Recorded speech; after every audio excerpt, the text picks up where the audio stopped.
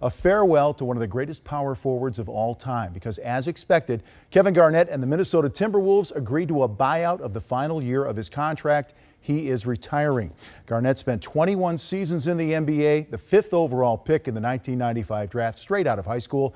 Garnett blossomed in Minnesota, led the team to 8 straight playoff appearances, including the 2004 Western Conference Finals. He was also named MVP of the league that season. 15-time All-Star, surefire Hall of Famer, and Garnett, always very vocal, sent out this understated farewell on Instagram.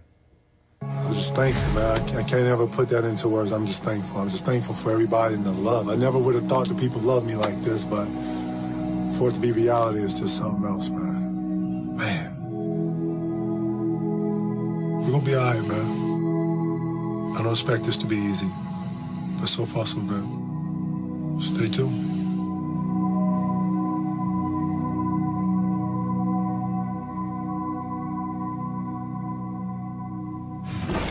Wow, these are 21 seasons. And as you know, all athletes want to go out on their terms. Right. This was not the case in Minnesota. We saw Sam Mitchell, who was his mentor, KG's mentor, not continue as head coach following Flip Saunders, another confidant of KG, who passed away with a battle of cancer.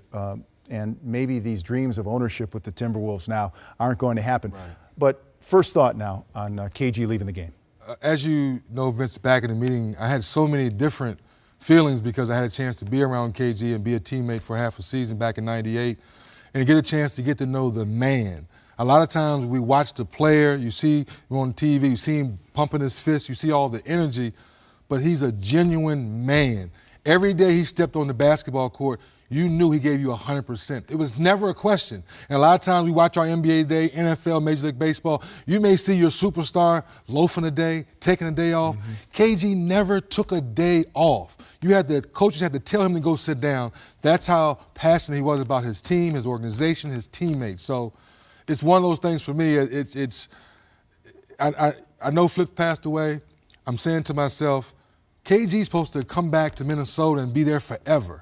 I understand Tibbs is coming in, he's taking over, his new regime coming in, but it's kind of like last year, we all were questioning why did the Lakers give Kobe all that money? And I admit right now, I was one of those guys saying, you're hurting the Lakers. But deep down inside, I respected what the Buss family did, what Kobe had given the Lakers.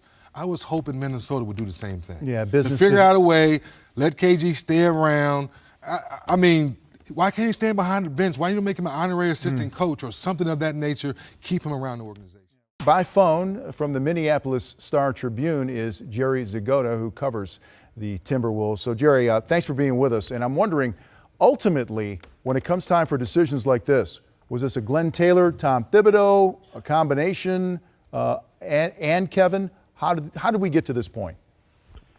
Well, it's probably a little bit of a combination, but I think it is mostly probably Tom Thibodeau. I would think that coming in, and new, it's just a matter of how things change, how the world is different now than it was a year ago at this time when Flip Saunders was alive and things were different. And now Tom Thibodeau has come in as sort of the proverbial new sheriff in town, and I think he wants to start fresh with his guys who 15 strong and who can play 30, 35 minutes a night or whatever he needs them to. And I don't know where KG was at in terms of over the summer, in terms of his workouts and what he thought about being able to play another year. He did have 1 year left on his contract at $8 million, but the guy we saw last year who didn't play much 2 years ago when they acquired him in a trade, and then last year didn't play all that much. By midwinter to late winter, it looked like he couldn't run or was having trouble with his legs. So I think it's mostly, it should be anyone who's followed the team around here. This is no surprise that it happened. The only kind of doubt was how it was going to get worked out so that it would be kind of, palatable to both sides, that you just weren't cutting or getting rid of a future Hall of Famer, and like you said, the greatest Timberwolf who ever lived. So they figured out how to do it, and I think probably all sides, particularly with the Wolves getting ready to start camp here on Monday, I'm sure it's probably a little bit of a relief.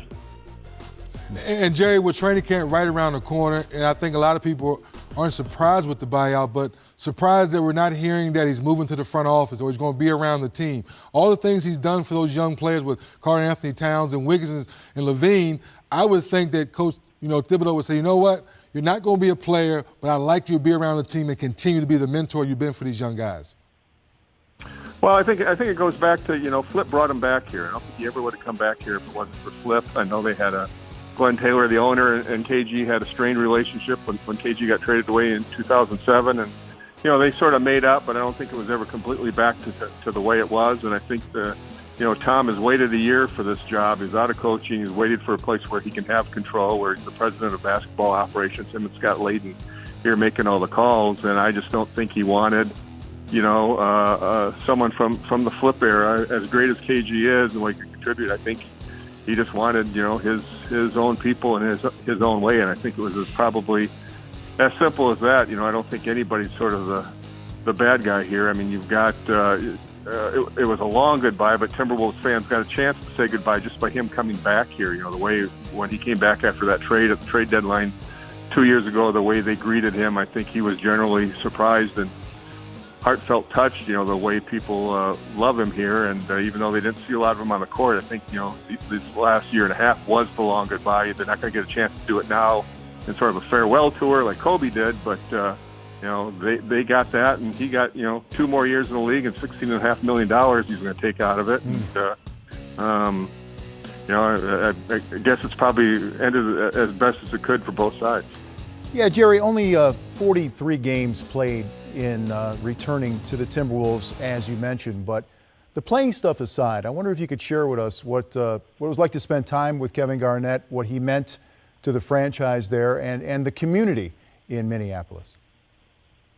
I think, like you mentioned, his biggest influence was, the fact you have all these young guys here who are just starting to figure it out. Karl Towns particularly, Andrew Wiggins, Zach LaVine. I think there was a value to have him in that locker room with them last year, even though he couldn't always go on the floor with them. And I don't know if there would have been, much more of a benefit to have another year with them. But that 1 year, I think was, and like I said, people got a chance to say goodbye to him. I mean, we never really got a chance. He was kind of removed from the media. He would talk every so often, now and then, but he certainly did have. You can tell there was that presence in the locker room where. In the old days, he wouldn't hang out before games. He'd be sitting in there with the young guys before games, and you'd see him. So, I saw a tweet from Karl Towns today that had nothing but a bunch of dots. So he's probably feeling a little empty. But I know that 1 year was valuable. At least he felt it was for him. No question about that. Jerry Zgoda from the Minneapolis Star-Tribune. Thank you so much for joining us and adding some insight on this day when Kevin Garnett walks away from the game. Colleague and a former teammate of Kevin Garnett and also his mentor, as I mentioned, former head coach of the Minnesota Timberwolves. Sam Mitchell is with us. Sam, just a unique individual. Take us inside the real Kevin Garnett from the time you saw him as a pup up there with the Minnesota Timberwolves.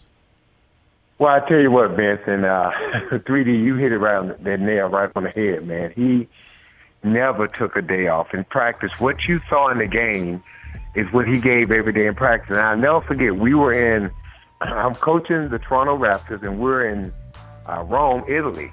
And we're playing the Boston Celtics in an exhibition game over there. And Doc Rivers and Ray Allen and Paul Pierce pulls me to the side, and they say, "We need you to talk to KG." And I'm like, "What's going on with KG? Is there a problem?" They said, "Well, he goes so hard every day, and he's yelling and screaming and on people and pushing them that, he doesn't have to prove to us how great he is. We know that. That's why we want it." And I just started laughing, and they looked at me and said, "Why are you laughing?" I said, "Guys, that's not an act. He's like that every single day, every single practice. He had to win every drill, every race, every scrimmage. He was just the most competitive person I ever been around, and the hardest worker that I've ever seen in my life. And I've heard how legendary and how hard Michael Jordan worked. And I'm sure to be as great as Mike was, he had to work hard. But I witnessed this for 8 years every single day. And he has my utmost respect because he laid it on the line every day, and it was always about the team, never about him. And with that being said, Sam, Kevin Garnett for 12 years stayed with Minnesota, could have left for free agency, never did. I remember him crying at half court with John Thompson interview saying that, "I love this city, I love this organization, I don't want to leave," and then obviously he left. Talk about how he bought all the way into Minnesota. Well, that was, Kevin was loyal to, you could say, a fault. I mean, the fact that Minnesota drafted him right out of high school, even though there were some people doubting his talent and how skilled he was, and he took that as Minnesota had faith in him. And that was that bond right there. He was the most loyal person I ever been around in my life, and he took to that city. Minnesota was perfect for Kevin because it was a nice sized city, Dennis, but it didn't have that glaring spotlight like a Chicago or New York or LA. So it allowed him to kind of grow up, in a way without that spotlight on him, but it gave him a chance to grow and develop into the man and player that he eventually became, and he loved Minnesota for it. And, in Minnesota, it was funny. Kirby Puckett, Kevin Garnett, and Prince could walk around town, and people would look at them and say hi, but people would let them live their life. So it was really a great place for Kevin to grow and develop. Yeah, Sam, I want you to talk a little bit about Kevin Garnett as a pioneer at his position. And when you first took a look at him, watching the skill set that he brought to the NBA. Oh, Vince, I remember after the first week, he guarded defensively. He guarded Kevin Johnson, who was arguably probably one of the top 3-point guards during that stretch of time. He guarded small forwards, he guarded power forwards, and he guarded centers. When they instituted the zone rule, he was the point guard at the tip of the zone. He brought the ball up in offense whenever our point guards were being pressured. He was our pressure release and all kind of traps and things the team did to us. And we ran our offense through him. He touched the ball 90% of every possession. And the reason Slip ran the offense through him was because he was so unselfish that he never was going to force any shots, and he was going to make us all better. And I tell people all the time, I played as long as I did. I played till I was 39 years old because playing with Kevin, it just made my life easier on the defensive end and offensive end. And Sam, you know KG so well, and we've seen Kobe retire, Tim Duncan, and those guys trying to figure out what do they do That's after basketball. It's going to be a great class, isn't it? It's going to be a great class. What do you think KG does after basketball? Man, I'm telling you guys are going to be surprised. He's one of the smartest, brightest young men I've ever been around. He has a lot of different business interests and things that he enjoys doing. I'm sure he's got a lot of things business-wise that he's excited about doing. But, Dennis, I listened to your commentary before we came on, and, he is a very proud and prideful man. I think, he wanted to go out this way. He didn't want the fanfare. He didn't want the goodbyes, kind of like with Tim Duncan. And I think Tim Duncan had in his mind that this was kind of his last year. And even though KG never said it, I think he kind of had in his mind at some point during the season this may be his last year. And I think he went out the way he wanted to go out. He came into the league, with people down him and kind of quiet and behind the scenes. And I think that's the way he wanted to go out. And at the right and appropriate time, I know what you guys are doing, such a great tribute to him. But at the right time, and we all need to sit down and pay homage because he was the ultimate team player. He cared way more about his teammates than he ever did himself. Yeah, and to that point, Sam, there are numbers that evaluate a player, but for Garnett, and you taught him this too, it's the mentoring that takes place. And I wonder, in your conversations with him, how much he enjoyed working with the likes of Karl Anthony Towns and being on the floor and being able to pass it forward, pay it forward to these young players. Loved it. He's huge on the history of the NBA. That's the thing that we all gravitated to him his rookie year because he walked in the door. He knew all our stats. He knew what colleges we played at. He knew the type of numbers we put up. So he was huge about knowing the history of the game. And I tell you what, he loved, Vincent, I can't emphasize this enough, he loved working with Gorgie Dang and Karl Anthony Towns and Andrew Wiggins and Zach LaVine. He loved before and after practice. He and Karl would meet in the weight room this year at 8:30 in the morning, get the lift in, and then they would do the individual work. And KG, sat with those guys for hours at times on the plane. And I tell you what, you hear Karl Anthony Towns talks about being in that locker room. And I used to remind those guys every day that how special it was to be in the locker room and play with a living legend. Not too many of us get a chance to do that. Well, what wonderful insight you've been able to offer us, Sam Mitchell. We appreciate your time, and you and I and DZ, all of us are looking forward to this next chapter for Kevin Garnett. Thanks for the time, Sam. Hey, guys, thanks for the tribute to a great player and even better, a great man. We say hello now to Steve Ashburner, our fine writer from NBA.com. And Steve also was a beat writer with the Minnesota Timberwolves for a dozen seasons with Kevin Garnett there. So, Steve, you saw the early Kevin Garnett. I want you to tell us about some of those early meetings with him and your first impressions on watching this very unique player take the floor. Yeah, it is interesting here at the end because it makes me think about the beginning. His first training camp, his first day of practice up in St. Cloud, Minnesota, where the team went, to sequester itself for the first week. And after the morning session of two-a-days, which hardly exists anymore, I tracked him down in the locker room downstairs from the practice gym, the St. Cloud gym. And, he already wasn't that interested in doing a lot of media, but he had the headphones on. I'm sure it was probably a cassette tape in his Walkman back then. And, he'd had a rigorous first practice. And, it was like that from the beginning. Sam Mitchell, a guy named Doug West. These were veterans. And here was this young boy coming in straight out of high school. This had not been done for 20 years in the NBA. Moses Malone and Daryl Dawkins and Bill Willoughby, those names from the past. And here Kevin Garnett was coming in, obviously looking to take, he was going to take somebody's job. There's no doubt about it. He was first-round pick, and they put him through the ringer. They ran him into those folded-up bleachers, those wooden bleachers in St. Cloud, and really made it tough on him. And, he did not back down from the get-go. I remember early exhibition games where Cedric Sabalas, sort of gave him a little hip check and knocked him out of bounds. Big dog, Glenn Robinson, same sort of hazing and testing and shaking his head. He's not ready, to the neutral town fans, wherever it was, some small town, Fargo or whatever. And, Garnett just, he didn't care. This was his calling. He had an enthusiasm even then. It was a lighter sort of a thing. He had a Magic Johnson quality about him and his game back then in terms of he really showed the joy. And people bought into that really quick in Minnesota because it meant hope to a franchise that had six really, dismal seasons. And Ash, you use the word joy, and a lot of times we use the word loyalty in sports. And you were there for the first 12. You remember that interview with he and John Thompson at half court, he crying, talking about, I've bought into Minnesota. I don't want to be traded, but I also want to win. And with our new NBA today with guys moving, can you elaborate a little bit more on how Kevin Garnett bought into Minnesota? Oh, there's no doubt. I remember standing on the court with him in Oklahoma City after a shoot-around.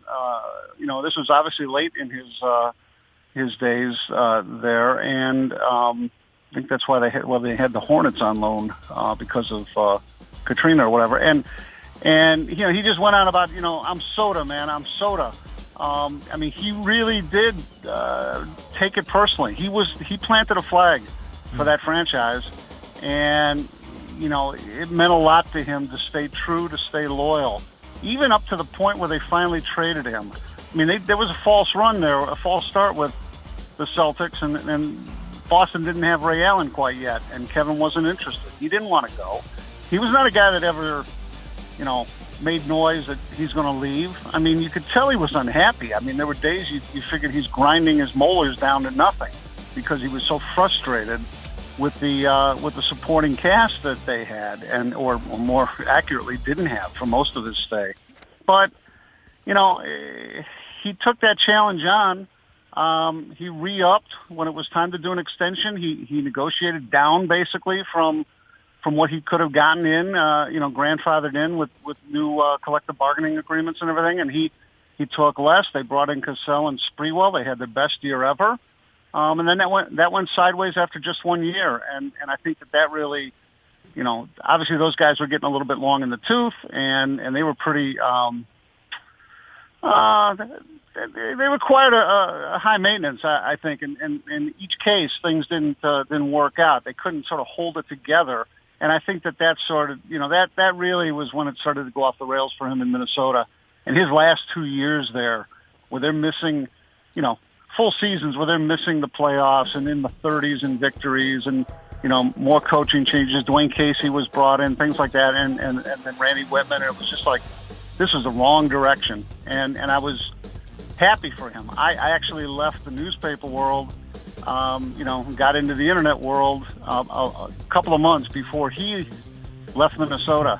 And I was happy for him when he went to Boston because, there he was able to achieve his dream. It would have meant more for him to do it in Minnesota. I have no doubt about that in my mind. But at least he got it done, and he got it done quickly. And to me, that was the best thing. Yeah, Ash, all athletes in all sports want to craft that Peyton Manning type exit, or maybe Kobe to a certain extent. Didn't happen this way. And it seems that sentimentality has taken a backseat to what looks like business in Minnesota. So take your best swing at what you think was going on in those conversations here at the end as Garnett's dealing with knee issues and Thibodeau's coming in as the new head coach.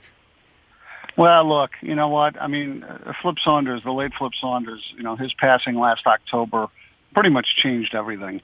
It's one thing for Ryan Saunders, Flip's son, to be able to stay in Minnesota, be on Tom Thibodeau's staff now, and sort of continue to make his way in the NBA as a coach. But for Kevin, there was a transition already in mind, and the idea that it wasn't really any kind of a secret. They couldn't talk about it officially because Kevin was still in a playing capacity, but the understanding was that he would get a sliver of the franchise, and Flip was there with a chunk of the franchise, and it was going to be onward and upward. I mean, I don't know whether some of Kevin's friends and relatives might get involved. I mean, he's well connected, but in terms of just a role and a sense of home, and that changed with Flip's passing, and Glenn Taylor's had to look elsewhere to find new minority partners.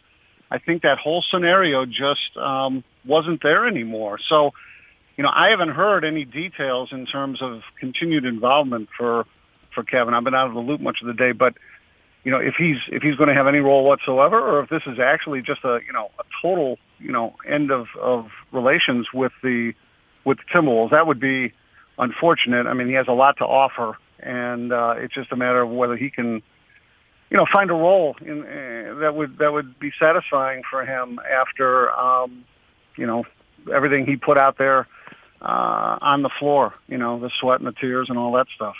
And Ash, with that said, quickly, don't you think that out of respect factor that they had a relationship in Boston, that Tibbs should go back to KG and say, look, you may not be on the roster, but I would like you to be around the organization because you're a Timberwolf for life. Quickly, please. Yeah, but, possibly. On the other hand, I mean, I don't begrudge Tom for wanting to do things his way. This is a big opportunity for him. I mean, he's got two hats now. He's president and he's head coach. And, I think most coaches who've been around KG, from Doc Rivers, to Flip and everybody else, KG is a tough personality. And if he's not playing, maybe that, it's a tough thing to manage. I don't know. I would like to see it. The guy's number is going to be in the rafters in no time, and it's just a matter of finding carving out a role of some sort. I don't think he's going to be happy talking trash once a week with the garbage men. Well, by any measure, it was a hell of a run. 21 seasons. He's made, $340 million or so? Who's counting? But Kevin Garnett can enjoy his life. Yeah, at age 40, he can now enjoy the rest of his life. Steve Ashburner, thank you very much. You got it, guys. All right. What say we take a little trip down memory lane, and it's got to be close to the heart of our colleague Rick Kamla as he gives us this Kevin Garnett retrospective. Before the hype about the King and the Black Mamba, there was the Kid. A 6'11 phenom out of Chicago's Farragut Career Academy, Kevin Garnett burst onto the national scene on the cover of Sports Illustrated in 1995. After winning National High School Player of the Year and being named McDonald's All-American as a senior, the South Carolina native was ready to try his luck in the NBA. In the 1995 NBA Draft, the Minnesota Timberwolves selected Garnett with the 5th overall pick, making him the first NBA player drafted directly out of high school in 20 years. During the 1997-98 season, the Timberwolves signed the now budding star to a 6-year extension worth $126 million. Garnett's pinnacle with the Timberwolves came in Game 7 of the 2004 Western semifinals against Chris Webber and the Kings. On his 28th birthday, the big ticket soared for 22 points and 21 rebounds as the Timberwolves advanced to the Western Conference Finals for the first and only time in franchise history. After 12 seasons in Minnesota, which included 2003 All-Star MVP, 2004 League MVP, and numerous franchise records that he still holds today, Garnett was traded to the Boston Celtics in the summer of 2007. The 7-for-1 deal is the largest number of players traded for a single player in league history. Garnett switched jersey numbers from 21 to 5 because Bill Sharman's green 21 was already retired. Then KG went to work with Paul Pierce and the newly acquired Ray Allen, and Boston's best big three since the 80s won the franchise's 17th championship. In addition to winning his only ring and only Defensive Player of the Year award, Garnett avenged years and years of early playoff exits in Minnesota. In the midst of Boston's title defense, Garnett suffered a strained right knee on February 19, 2009 in Salt Lake City. It was the first significant injury of Garnett's career. Although he returned 15 games later, he lasted only 4 games before being shut down for the rest of the season. In 2009-10, a healthy Garnett helped the Celtics make it to the NBA Finals, where they battled for 2 weeks with their arch-rivals from the West. Despite leaving Boston with a 3-2 series lead and carrying a lead well into the third quarter of Game 7, the Celtics ultimately lost to the Lakers. After 6 years in Boston, Garnett was traded to the Nets in a blockbuster deal that included Paul Pierce. KG and Pierce joined a star-studded squad that would open the Brooklyn era of Nets basketball. Ultimately, Garnett and the new-look Nets would fall to a familiar foe. And Miami has won it! Miami sends Brooklyn home! KG's 14th trip to the postseason would be his last. The following season, Garnett waived his no-trade clause in favor of a reunion with his old coach Flip Saunders in his old home in Minnesota. It's perfect, man. This is, if you ever have a story and it's a fairy tale, this is the perfect ending to it. The kid was back in the silver and black, this time as a mentor for the next generation of young Timberwolves. It's not about how fast you do something. To be able to have someone that knowledgeable about everything is tremendously valuable, and I love every day that I'm getting a chance to play with him and next to him. After 21 seasons, 15 All-Star selections, 9 first-team All-Defense nods, an MVP, and an NBA championship, there aren't many career triumphs that eluded Kevin Garnett. He collected more defensive rebounds than any other player in NBA history and joins the Dream and the Mailman as the only 3 men currently in the top 20 in total points, rebounds, blocks, and steals. But to try to define Kevin Garnett by statistics is to miss the point entirely. Intangibles are what made him so great. That competitive fire, that frenzied intensity, that unbridled passion for the game. KG played more than 50,000 minutes of NBA basketball, and he played every single one like it was his last. That is immeasurable.